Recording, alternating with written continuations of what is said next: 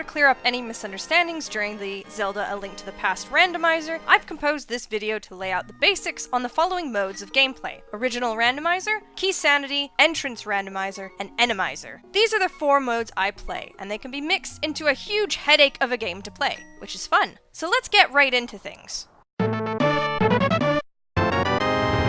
In the original mode, you start how the game, A Link to the Past, would begin normally. You wake up in bed, tackle the first dungeon, which is Hyrule Castle, and start your journey. In the randomizer, all of the items and treasure chests are mixed up, so key items can be found in obscure places. What's important to note is that all of the dungeon keys, items, and big key are located within their respective dungeon. On the randomizer page, you can set your game's goal, difficulty, and how you acquire your first sword. If you want the more vanilla experience, set difficulty to normal, game's goal is Ganon, and Uncle Assured for your first sword. Make sure you set it to standard mode and not open mode.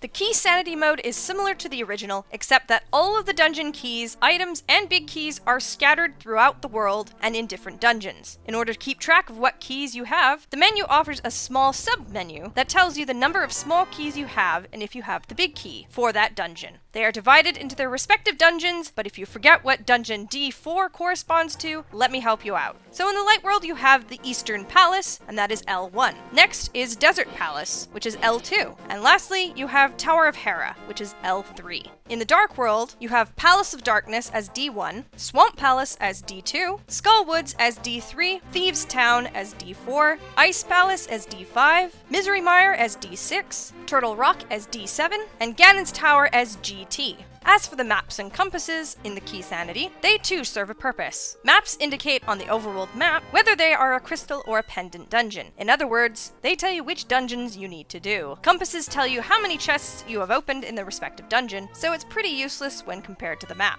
If you want to spice up your rando run, you can set your sword to randomized, and your uncle will give you a different weapon to complete the first dungeon. Some are great, others are terrible and tricky to use. This one is a fun nightmare. All of the entrances, so any doors you go through to enter a building or cave or anything like that, are all randomized. For example, remember this old lady's house with the chickens? Well, now it's Hyrule Castle, but is Hyrule Castle connected to the chicken house? Think again. You can also follow paths within the randomized entrance to end up in a completely different place. On the randomizer page, in the option under Shuffle, so if you enter a building in the light world, you will always come out in the light world. In my preferred mode, Crossed, you can start in the light world and end up in the dark world. If you don't have the Moon Pearl, you can be absolutely screwed as you navigate in the dark world form, where you cannot attack and use any items.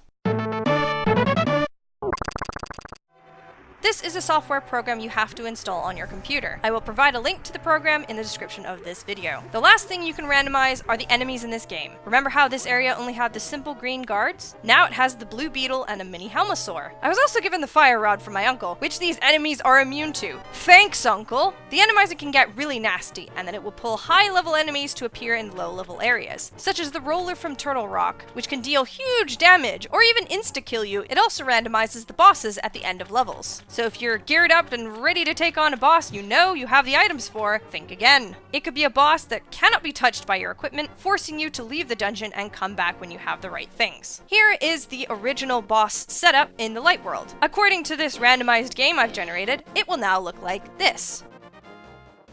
And in the dark world, this is the original boss setup, and now it's randomized. The Randomizer can do a bunch of horrible things to your game. I only use it to randomize enemies and maybe do the palette swap for the game to make it a little bit different. I hope these explanations help you follow any future rando videos I pump out. If you have any more questions about the game, please leave a comment in the comment section and I will do my best to try and answer them.